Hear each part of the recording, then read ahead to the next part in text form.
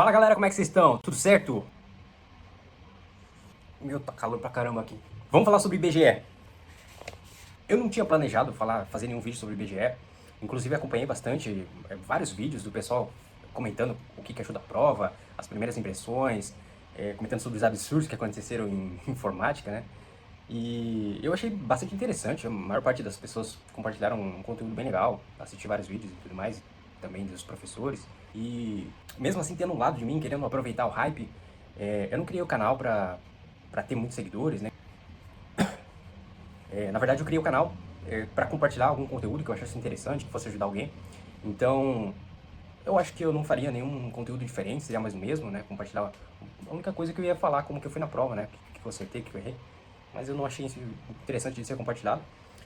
Porém, né, deixei o tempo passar, deixei esfriar um pouco a prova, mas mesmo assim eu tô acompanhando bastante como é que estão sendo os resultados ali, os rankings e tudo mais. E na verdade eu decidi compartilhar um conteúdo um pouco diferente.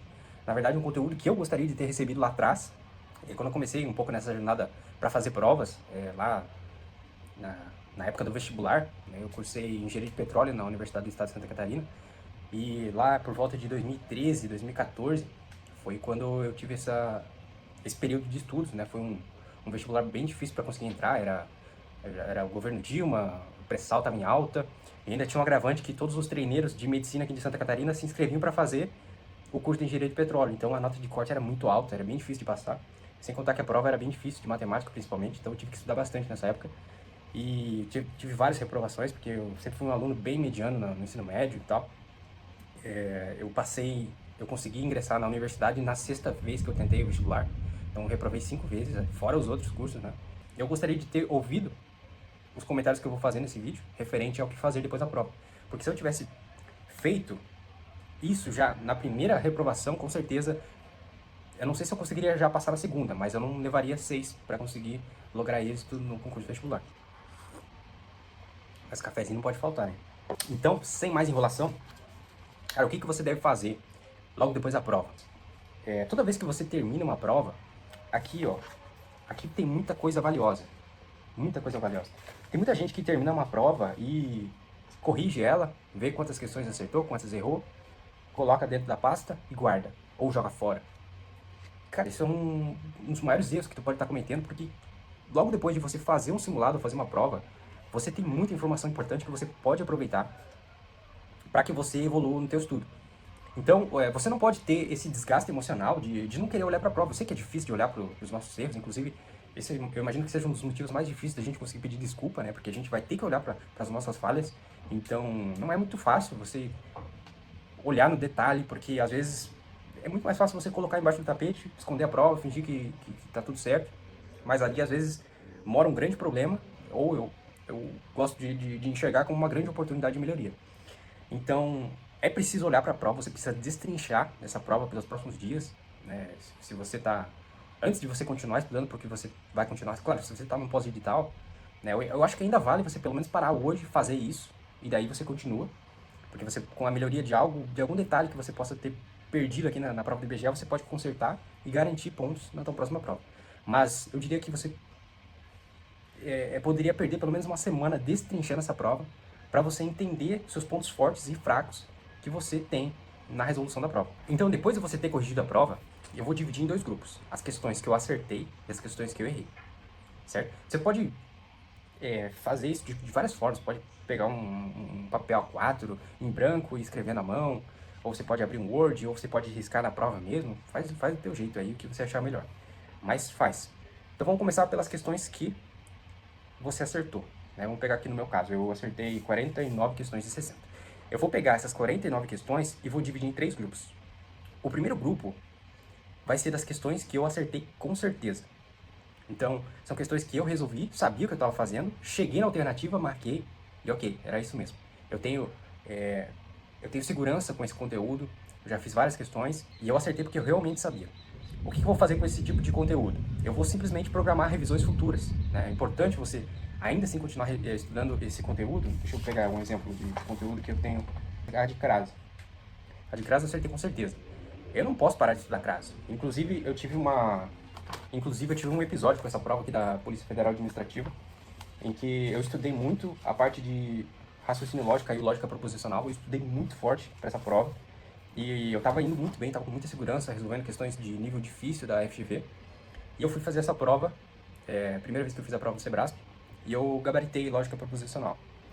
Só que eu saí da prova muito confiante e parei de estudar. Fiquei alguns meses sem estudar, e aí, se eu não me engano, alguns meses depois foi a prova do Banese, Bampará, não lembro qual. Foi Enfim, foi algum dos concursos bancários, e caiu uma questão de lógica proposicional de nível fácil. E eu, cara, não lembrava, não lembrava nem um pouco. Chutei a questão, eu não sabia nem começar a questão. Então, aquilo me chamou a atenção, assim, para um conteúdo que eu dominava muito, para um conteúdo que eu não lembrava, não conseguia nem começar uma questão. Então, continue revisando, mesmo os conteúdos que você acertou, com certeza. E aí a gente vai para o segundo grupo, que são as questões que você acertou sem certeza. Essas questões você vai marcar qual é esse conteúdo e vai programar um estudo com mais rigor, né? E por que é importante você estudar esse assunto? Porque em questão de custo-benefício, você pegar esse conteúdo e transformar ele num conteúdo onde você tem segurança e vai ser um conteúdo onde você vai garantir questões, é muito mais fácil do que você pegar um conteúdo que você tem dificuldade e ele trazer para esse nível. Vai despender muito mais esforço. Então você já pega um conteúdo que você já tem uma ideia, né, um bom raciocínio em cima dele e vai colocar mais energia, vai colocar mais tempo, mais questões, e você vai transformar esse conteúdo num conteúdo que você tem mais segurança, né? Você vai tentar entender qual foi a informação que faltou na hora da prova para você sentir segurança e marcar. Você marcou ali, tá ok, tá certo, mas o que influenciou para você não ter essa segurança de marcar com certeza? Você vai buscar essa lacuna e vai transformar esse assunto em um assunto seguro para você. E as questões que você acertou no chute, né? Eu era uma pessoa que me enganava nesse tipo de questão. Eu acertava a questão no chute, fingia que nem via, beleza, acertei, vamos para a próxima. E não é assim que funciona. Você tem que pegar essas questões que você acertou no chute e considerar como se você tivesse errado, porque você precisa estudar esse conteúdo. Então, eu demorei muito para entender isso, mas depois que eu entendi, fez muita diferença na minha trajetória. Então, pega esse conteúdo que você acertou no chute e programa que você precisa estudar isso. Você precisa entender esse conteúdo. E você vai voltar na prova e vai tentar resolver ela de novo até você entender, pô, legal, agora tô ok com esse conteúdo. Show de bola? E aí a gente vai para as questões que você errou, né? De forma lógica, né? Fazendo, né, uma ponte com esse último item que a gente comentou, as questões que você errou, sem saber absolutamente nada do conteúdo, você vai programar o estudo como você fez para as questões que você acertou no chute, vai programar porque você precisa aprender esse conteúdo. Você pegou a questão, não sabia fazer, você precisa estudar esse conteúdo, né? Acho que isso não é novidade. Mas às vezes o óbvio precisa ser dito, né? Porque tem gente que esconde a prova e não quer ver, então, cara, tem que falar.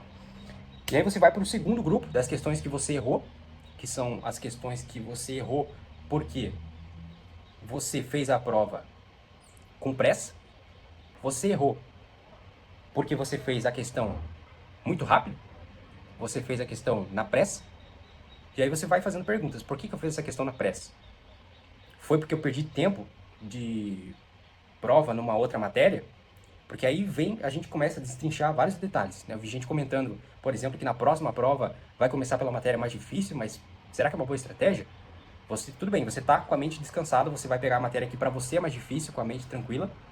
Só que se você tem dificuldade nessa matéria, você corre o risco de perder tempo numa matéria que você tem dificuldade. Porque normalmente a gente gasta mais tempo nas disciplinas que a gente tem um pouco mais de dificuldade. Será que vale a pena você gastar muito tempo nessa disciplina? E aí, as que você tem certeza depois, vamos colocar aqui a prova do IBGE, gastou tempo demais que matemática. Você não é muito bom em matemática. Gastou muito tempo em matemática, que é uma disciplina que gasta realmente mais tempo. E aí, geografia que você dominava, você foi para outra matéria e teve que fazer na pressa e errou questões porque você leu muito rápido. Será que é uma boa estratégia? Aí vai de cada um. Você precisa se conhecer, você precisa fazer simulados para você entender qual que é a melhor estratégia para você. Mas analise se a questão que você errou foi porque você leu muito rápido, se você lê com pressa, e você vai precisar programar a sua estratégia de prova. Isso é tão importante quanto estudar. Não adianta estudar, dominar, chegar lá na prova, você não ter estratégia e perder questões por besteira, por questão emocional, perdeu muito tempo em matemática, fez a prova de geografia com pressa e perdeu questão boba. Vi que muita gente perdeu questão por besteira ali, falta de atenção, talvez porque você não teve uma boa estratégia de prova. Então analise isso e você vai precisar melhorar para a próxima prova. E o terceiro tipo de questão, que esse foi o meu maior problema por muito tempo, é falta de atenção.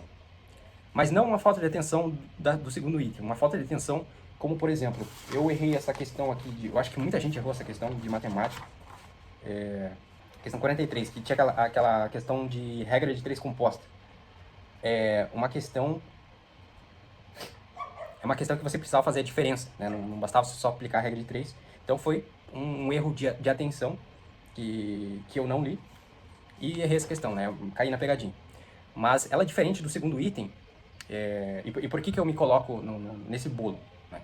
Como eu comentei no início, eu fiz engenharia, né? Eu não poderia errar uma questão fácil desse nível por tudo que eu já passei, né? Eu já fiz cálculo 1, 2, 3, física 1, 2, 3, fiz estatística, fiz cálculo vetorial, termodinâmica, mecânica geral, matérias muito difíceis.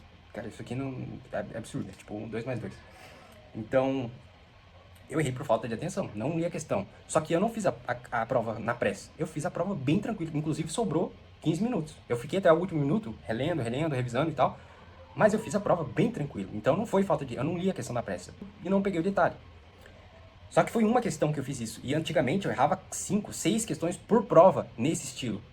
Ainda posso melhorar, quero na próxima prova não ter nenhum erro desse tipo, mas dessa vez eu errei pelo menos só uma. Antes eu errava muito mais. E como que eu melhorei isso?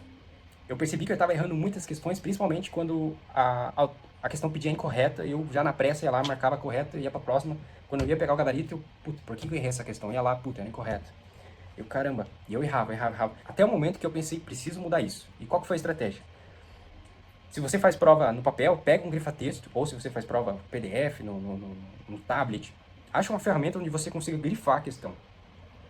E aí você vai, primeira coisa, você vai ver se ela está pedindo a alternativa correta ou incorreta, e você vai pegar a ideia-chave. Você vai se perguntar, o que essa questão está me pedindo? O que ela quer? Qual é a ideia central? Normalmente é só uma frase, uma oração ali com 3, 4 palavras, é isso que ele quer. E você vai e grifa, é isso aqui que ele quer e ele quer a alternativa correta, ou é sobre isso que ele está me perguntando e a alternativa é incorreta. Cara, com isso tu vai errar muito menos questões, muito menos, eu garanto, que eu melhorei isso muito só fazendo isso. Eu não lembro se eu peguei essa dica em algum lugar, mas só sei que eu consegui aplicar e eu melhorei demais. Então é isso, galera, eu quis compartilhar aí algumas dicas do que você precisa fazer, né, depois dessa prova, como forma de você aproveitar essa oportunidade de ter feito um concurso interessante, uma prova bacana, né, foi uma prova que não foi tão fácil, então ela testou os conhecimentos aí da galera, de quem estudou de verdade e tal. Então, se você foi mal, não desanime, porque foi uma prova assim que ela não veio dada. A FGV é assim mesmo. E não adiantava fazer concurso sem estudar para a FGV, não adianta. Só que agora eu já te dei pelo menos uma letra aí do que você pode melhorar, né? E também, na hora que você for verificar o que faltou no conteúdo, você avalia, né? Se o material foi fraco, se a videoaula não chegou no detalhe, né? Imagino que a maioria tem estudado por videoaula, se a videoaula não aprofundou especificamente nesse conteúdo, o que eu preciso, qual o material que eu preciso procurar para melhorar nesse sentido, ou se faltou questões. Eu, né, como comentei ali, eu fiz 49 questões de 60, poderia ter ido melhor, mas fiquei contente com o desempenho. Eu tive um problema no meio da preparação, deixa eu até ver quando é que foi aqui, que eu já mostro para vocês. Aqui no meu controle, eu comecei a estudar para a prova do IBGE no dia 24 de novembro. E aí estava indo bem, né? Fiz aqui a divisão das matérias e tudo mais, estava indo bem distribuidamente. Até que chegou ali por volta do dia 14, dia 15 de dezembro, saiu o edital da Guarda Municipal aqui do município vizinho. Então pode ver que eu abandonei totalmente o estudo para o IBGE e comecei a estudar para a prova aqui da Guarda Municipal. Eu foquei bastante em fazer o estudo reverso, né? Como vocês podem ver, que fiz bastante questões. Teve dia que eu fiz 300 questões no dia. Foquei bastante nessa prova aí. Então ela me atrapalhou um pouco. Então o fato de ter saído do edital da guarda me atrapalhou um pouco o estudo para o IBGE. Depois que eu fiz a prova da guarda eu desanimei um pouco e acabei nem estudando mais. Mas foi uma prova bacana, né? Eu já estou fazendo quase 2 anos de estudo. Em agosto vou fazer 2 anos de estudo para concurso. Então 49 de 60 eu considero que foi uma boa nota. Eu imagino que vai dar para passar dentro das vagas. E é isso, galera. No próximo vídeo eu vou falar como foi esse estudo aí para a Guarda Municipal. Foi uma experiência que eu fiz de estudar só por questões, né? Porque não ia dar tempo de eu começar a PDF do zero. E caiu muita coisa, caiu direito constitucional, direito processual penal, direito penal, legislação, estatuto da Guarda Municipal, Lei Maria da Penha, Lei da Igualdade Racial, improbidade administrativa, várias leis municipais, Código de Trânsito, enfim, muita novidade para mim que eu nunca tinha estudado. E o pior é que essa parte da prova valia 75%, então era muito peso, não me ia dar tempo de eu começar a estudar tudo isso do zero. E eu resolvi dar um tiro, foram 40 dias de preparação ali pós-edital, só fazendo questões. E ainda não saiu o resultado, vai sair no dia 28 de março, mas pelo que parece vai dar boa também, vou conseguir me classificar para o TAF ali pelo menos entre os 30 melhores, e ainda dá para conseguir entrar nas vagas pelo TAF ser classificatório. Então foi uma experiência bem bacana, depois eu entro em detalhes melhor como é que foi essa preparação. Eu já gravei um vídeo lá no local de prova, depois vou mostrar um pouquinho sobre a prova, né? Foi a banca Fundatec, foi uma experiência bem legal aí. E para você que ficou até o final, faça. Pega essas dicas que eu passei e faça. Mas faça mesmo. Não adianta você assistir o vídeo até o final. Se você fez esse concurso, eu imagino que você queira mudar de vida, né? Porque alguma coisa na tua vida não tá na tua satisfação. Só que é necessário agir. E o que eu passei não é algo que eu inventei. Inclusive, vou dar uma referência de outras pessoas que falam sobre isso. O Thomas Jorgensen, que foi o primeiro colocado no concurso da Receita Federal para o cargo de auditor fiscal, ele é um dos defensores de que você precisa pegar a prova e destrinchar ela até o final, até você entender tudo o que aconteceu. Então é uma ferramenta poderosíssima, faça que você vai melhorar o teu score, a tua nota para a próxima prova. Beleza? É isso, até o próximo vídeo, tamo junto.